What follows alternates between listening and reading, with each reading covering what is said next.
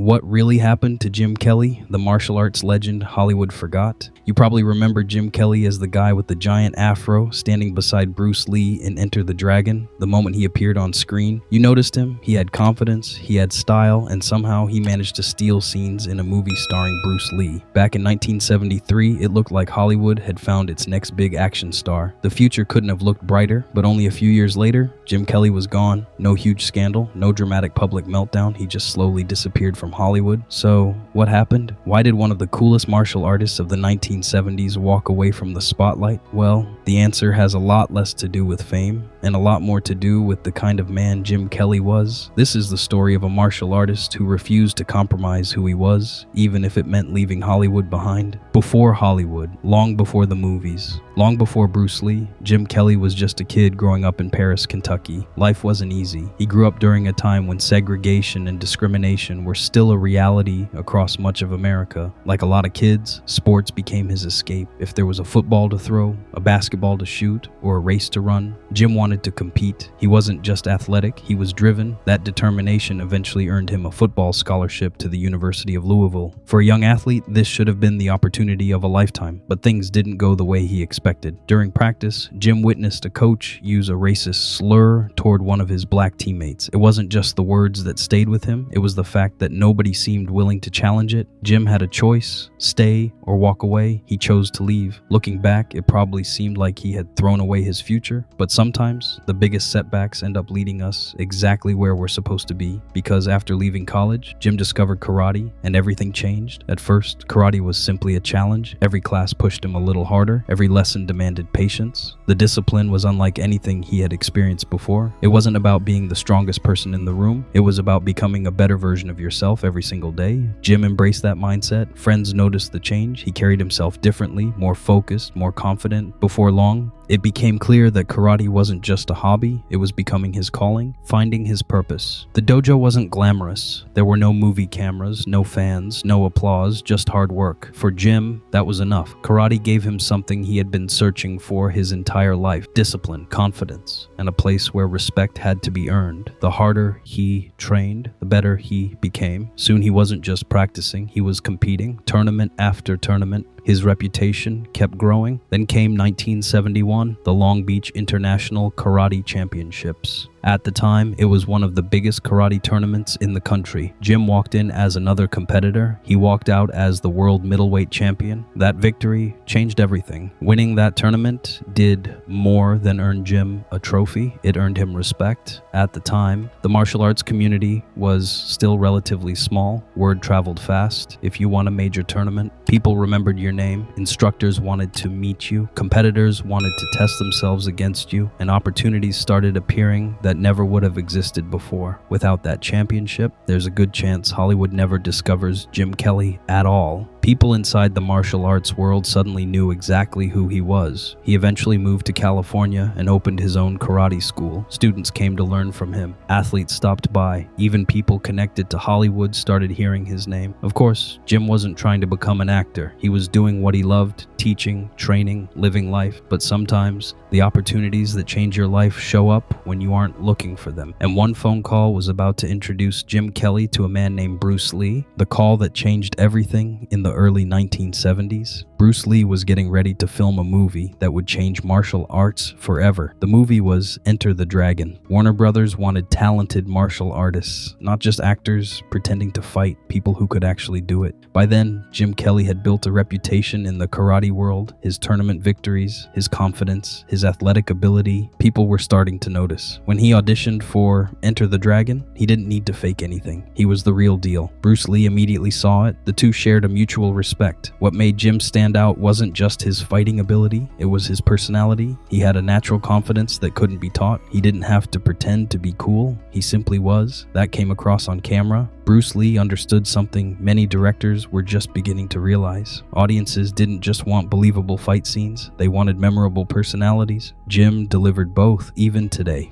Ask fans to name their favorite characters from Enter the Dragon, and Williams is almost always part of the conversation. Both believed martial arts was about more than fighting. It was about discipline, confidence, and self-expression. Jim was cast as Williams, one of the three fighters invited to Han's mysterious island. Even though he wasn't the main character, it didn't take long long for audiences to remember him. Williams had swagger, he had confidence, and he delivered some of the film's most memorable moments. One scene in particular became legendary when a racist police officer questioned him. Williams didn't back down, he defended himself, then calmly walked away. For many moviegoers, that scene wasn't just entertaining, it was empowering, especially during a time when black action heroes were still rare in Hollywood. When Enter the Dragon hit theaters in 1973, it became a worldwide sensation. The movie turned Bruce Lee into a global icon, but it also introduced millions of people to Jim Kelly. Suddenly, Hollywood was calling, becoming a star. Most actors spend years waiting for their big break. Jim Kelly didn't have to wait long. After the success of Enter the Dragon, studios wanted more. In 1974, he landed his first leading role in Black Belt Jones. This time, he wasn't standing beside another star, he was the star. The movie mixed martial arts, comedy, and action. Audiences loved it. Jim had something Hollywood couldn't manufacture. He looked cool without trying. Whether he was throwing spinning kicks, driving a flashy car, or delivering a one-liner, he made it all look effortless. More movies followed. 3 the Hard Way, Hot Potato, Golden Needles. For a while, it looked like Jim Kelly was becoming one of the biggest martial arts stars in America, but Hollywood was changing. The popularity of blaxploitation films slowly began to fade. Studios started chasing different trends. Action movies became bigger, louder, more expensive. New stars were arriving: Sylvester Stallone, Arnold Schwarzenegger, Chuck Norris. The industry that had opened the door for Jim was starting to move in another direction. He was still getting offers, but many of them felt familiar. The same stereotypes, the same supporting roles, the same expectations. Jim could have accepted them. Many actors probably would have. Instead, he made a different choice. He refused to become something he wasn't, just to stay famous. That decision would completely change the next chapter of his life. Walking away by the late 1970s, Jim Kelly found himself at a crossroads. The phone was still ringing, but the roles weren't the same. Hollywood wanted him to fit into a certain mold. Jim wasn't interested. He had spent his entire life staying true to himself. He wasn't about to change that just to stay on the big screen. So instead of chasing fame, he quietly stepped away. To some people, it looked like his career had ended, but Jim didn't see it that way. For him, it was simply the start of a new chapter. Life after Hollywood. Most people know Jim Kelly as a martial artist, but there was another sport he loved just as much. Tennis. Long before celebrity charity matches became popular, Jim was already competing at a high level. He played in professional tournaments, he faced talented players from around the world, and just like karate, he approached the game with discipline and confidence, away from the cameras. He lived a quieter life, he continued teaching, he stayed active, and he remained grateful for the opportunities that martial arts had given him. Even though Hollywood had moved on, his fans never forgot him. As the years passed, a new generation discovered Enter the Dragon, then another and another. People who weren't even born in 1973 suddenly knew exactly who Williams was. Comic conventions invited him to appear. Fans lined up for photos. They wanted to thank him for being part of one of the greatest martial arts films ever made.